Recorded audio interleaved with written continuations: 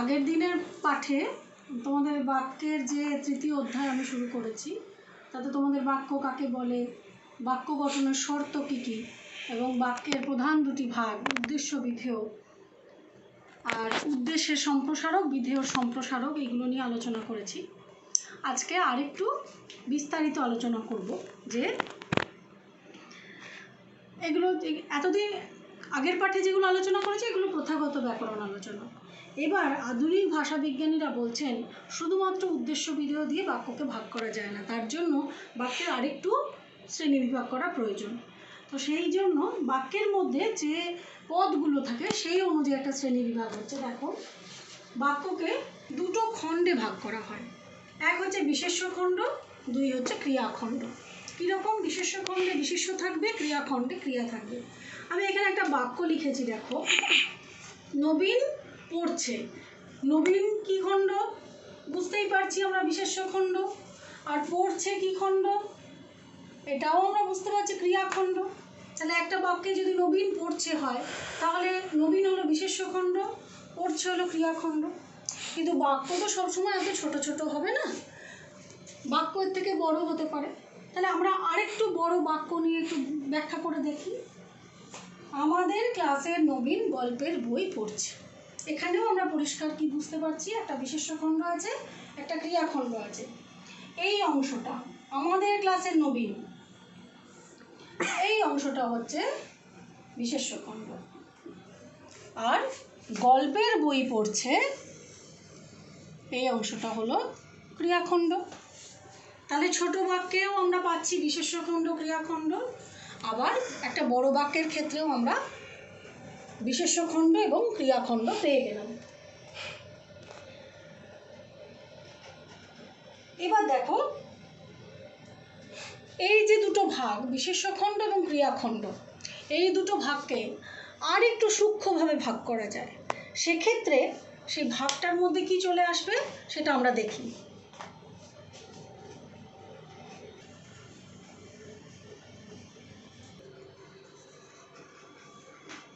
দেখো, বাক্যের দুটো ভাগ আমরা পেয়েছি, বিশেষ্য খণ্ড, ক্রিয়াখণ্ড। আমি এখানে কিছু লিখিনি, আমরা একটা বড় বাক্য নিচ্ছি। আমি কি বললাম, যে বাক্যটাকে আরেকটু সূক্ষ্মভাবে বিশ্লেষণ করা যেতে পারে। কীরকম? বাক্যের এই দুটো ভাগকে আরেকটু সূক্ষ্মভাবে বিশ্লেষণ করলে কি আসবে আমরা দেখি। প্রথমে আমরা জানি আমরা, এটা কি খণ্ড? এটা কি খণ্ড আমরা জানি, বিশেষ্য খণ্ড।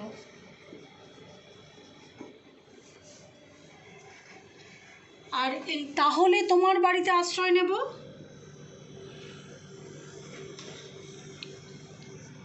এটা আমরা জানি ক্রিয়াখণ্ড।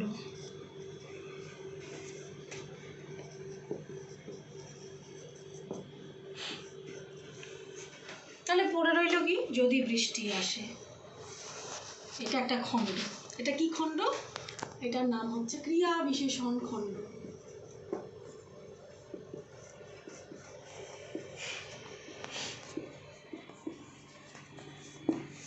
হলো।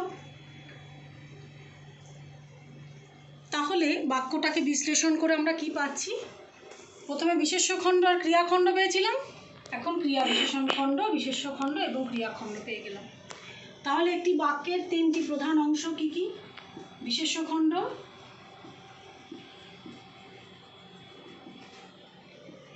ক্রিয়া বিশেষণ খণ্ড, ক্রিয়াখণ্ড এবং ক্রিয়া বিশেষণ খণ্ড।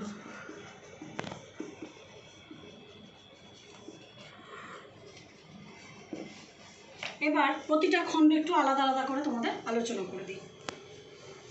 তবে একটা কথা, সেটা যে প্রত্যেকটা বাক্যেই এই তিনটে খণ্ড একসঙ্গে থাকবে এমন কিন্তু কোনো কথা নেই। শুধু বিশেষ্য খণ্ড, ক্রিয়াখণ্ড থাকতে পারে, আবার তিনটেই থাকতে পারে। এবার প্রত্যেকটা খণ্ড আমি আলাদা আলাদা করে আলোচনা করব।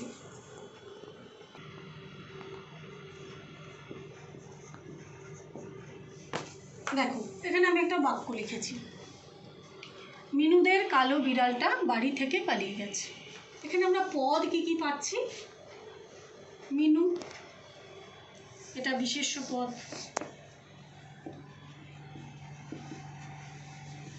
দের, দের হলো বচন বোঝাচ্ছে,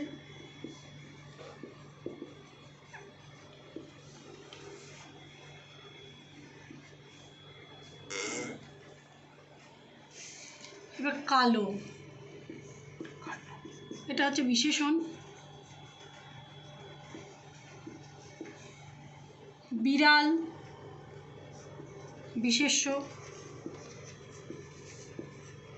টা নির্দেশক হলো।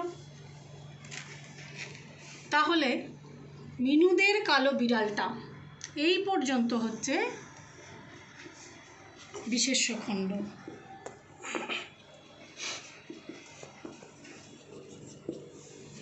আবার দেখো,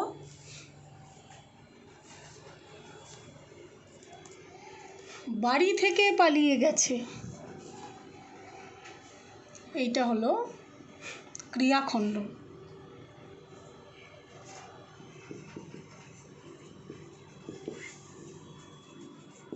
এটা ক্রিয়াখণ্ড।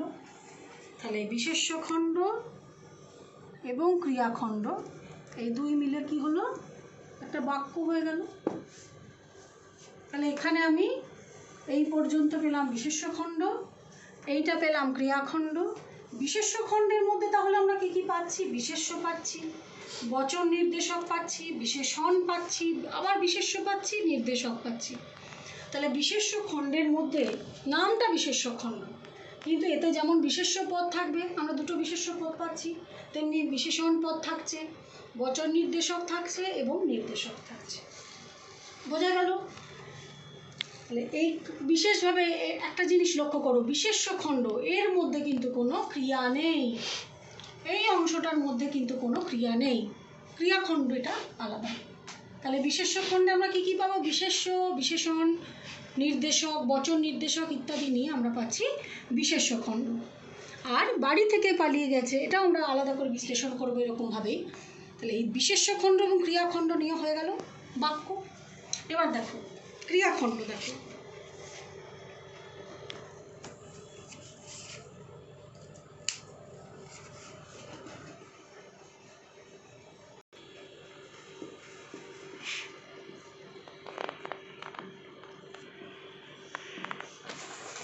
দেখো ক্রিয়াখণ্ড, আমরা ক্রিয়াখণ্ড। আমি এখানে একটা বাক্য লিখেছি, তনুশ্রী আজ দীর্ঘক্ষণ ধরে বহু শ্রোতাকে গান শোনালো। অনেক বড় বাক্য। প্রথমেই আমরা বিশেষ্য খণ্ডটাকে খুঁজে বার করব। কোনটা বিশেষ্য খণ্ড? তনুশ্রী, এটা বিশেষ্য খণ্ড। এবার দেখো আজ, আজটা কি বোঝায়? আজ হচ্ছে কাল বোঝায়, সময় বোঝায়, কালবাচক বিশেষণ।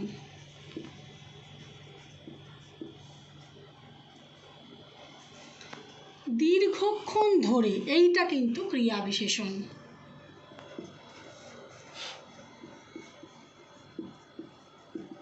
কতক্ষণ ধরে? দীর্ঘক্ষণ ধরে, ক্রিয়ার বিশেষণ।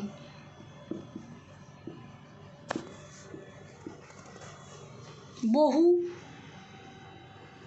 এটাতে কি বোঝাচ্ছে তোমরাই বলো? বহুতে বচন নির্দেশ করছে।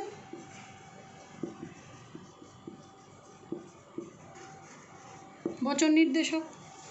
শ্রোতাকে, শ্রোতাকে এখানে কে বিভক্তি আছে, তার মানে এটা হচ্ছে গৌণ কর্ম। গান, কি শোনালো? গান শোনালো, মুখ্য কর্ম। আর শোনালোটা কি? আমরা জানি শোনালোটা হচ্ছে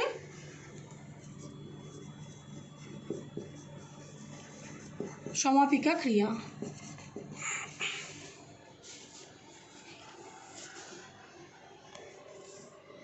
তাহলে এই পুরোটা হচ্ছে ক্রিয়াখণ্ড, তনুশ্রী বিশেষ্য খণ্ড। আর এখান থেকে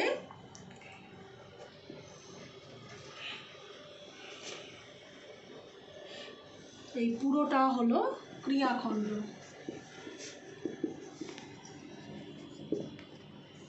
এই পুরোটা তাহলে বিশেষ্য খণ্ড এবং ক্রিয়াখণ্ড মিলে কি হলো? বাক্য। তাহলে এই বাক্যে তনুশ্রী হলো বিশেষ্য খণ্ড, আর আজ দীর্ঘক্ষণ ধরে বহু শ্রোতাকে গান শোনালো এই পুরোটা হলো ক্রিয়াখণ্ড। তাহলে ক্রিয়াখণ্ডের মধ্যে আমরা কি কি পাচ্ছি? কালবাচক বিশেষণ পাচ্ছি, ক্রিয়া বিশেষণ পাচ্ছি, বচন নির্দেশক পাচ্ছি, বহু বচন নির্দেশক, শ্রোতা গৌণকর্ম, শ্রোতাকে কে বিভক্তি আছে গৌণকর্ম, গান শোনালো, কি শোনালো? মুখ্যকর্ম শোনালোটা সমাপিকা ক্রিয়া, কারণ শোনালোর পরে বাক্যটার আর কিছু শোনার বা বলার বা বোঝার আকাঙ্ক্ষা থাকে না, তাই এটা সমাপিকা ক্রিয়া। তাহলে ক্রিয়াখণ্ড কেমনভাবে আমরা বুঝবো? বিশেষ্য খণ্ড এটা, আর আজ দীর্ঘক্ষণ ধরে বহু শ্রোতাকে গান শোনালো। তাহলে ক্রিয়াখণ্ডের প্রধান উপাদান কিন্তু সমাপিকা ক্রিয়া। ক্রিয়াখণ্ডের প্রধান উপাদান হবে সমাপিকা ক্রিয়া। তবে এটা অনেক ক্ষেত্রে উহ্য থাকলেও থাকতে পারে। আর এছাড়া আর কি কি থাকবে? ক্রিয়া বিশেষণ, কালবাচক বিশেষণ, বচন নির্দেশক, গৌণকর্ম এবং মুখ্যকর্ম। এবার আমরা দেখি ক্রিয়া বিশেষণ খণ্ডটা কীরকম। দেখো,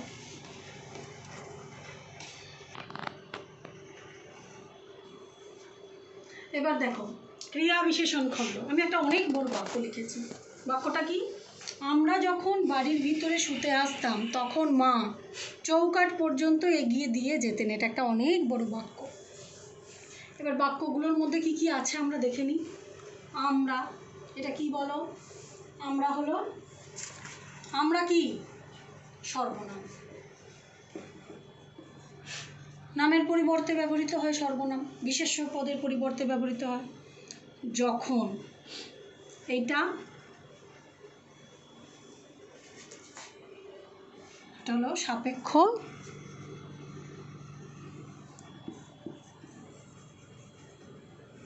অব্যয়। বাড়ির,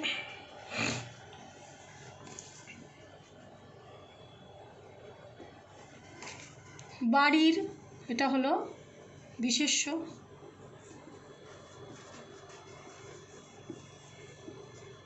ভিতরে এটা হলো বিশেষণ।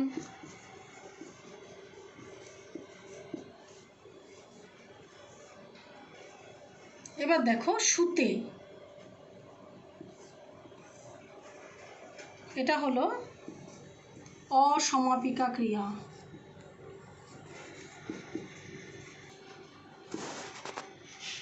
শুতে হলো অসমাপিকা ক্রিয়া, বুঝতে অসুবিধা হবে না আশা করি।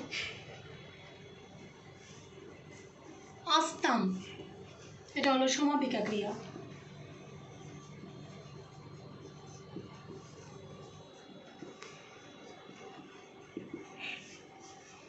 তখন এটাও হলো সাপেক্ষ অব্যয়।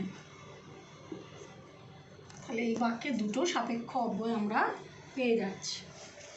পাওয়া গেল যখন আর তখন। মা আমরা জানি বিশেষ্য।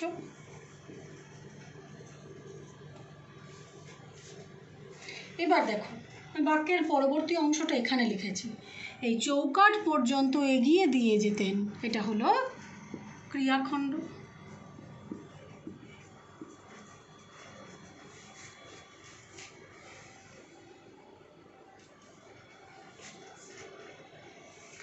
এখানে মা হলো বিশেষ্য খণ্ড,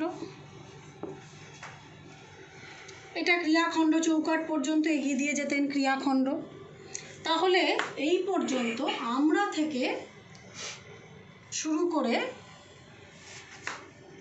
তখন পর্যন্ত এটা হলো ক্রিয়া বিশেষণ খণ্ড। এটা হলো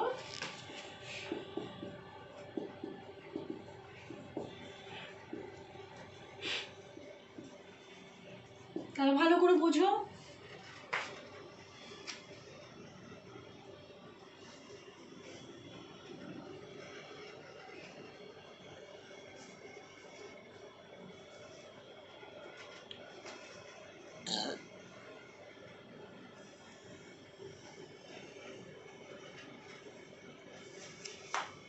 এবার দেখো ভালো বুঝতে পারবে।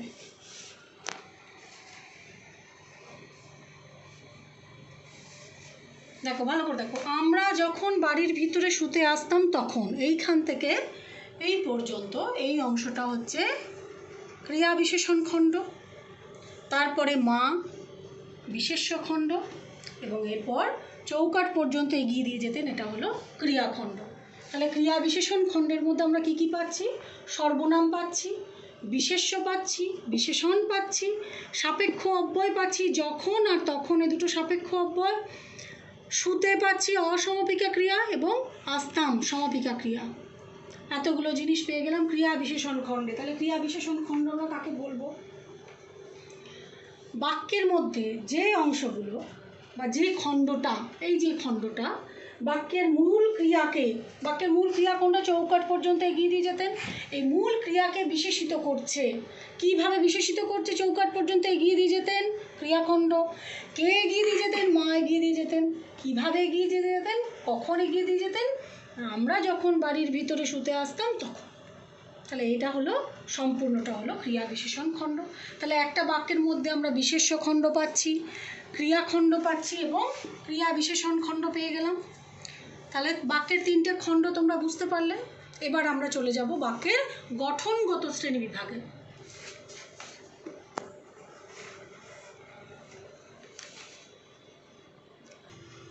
আজকের ক্লাসে তোমাদের বাক্যের তিনটি খণ্ড আলোচনা করা হলো, ক্রিয়াখণ্ড, বিশেষ্য খণ্ড এবং ক্রিয়া বিশেষণ খণ্ড।